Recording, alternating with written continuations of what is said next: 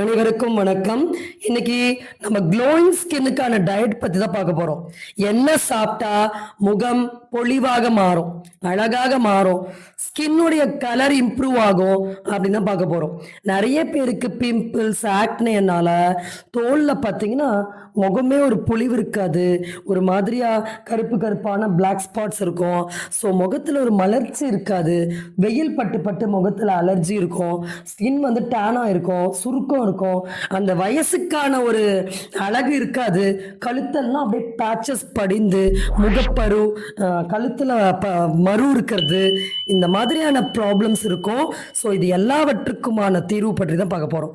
நீங்க என்னதான் skin brightening, whitening treatment எடுத்தாலும் உள்ளுக்குள்ள ரத்தம் சுத்தமாகாம, ரத்தம் துரிதப்படுத்தப்படாமல், ஆன்டி ஆக்சிடன்ஸ் அதிகப்படுத்தப்படாமல், அது மூலமா எந்த ரிசல்ட்டுமே நமக்கு இருக்காது.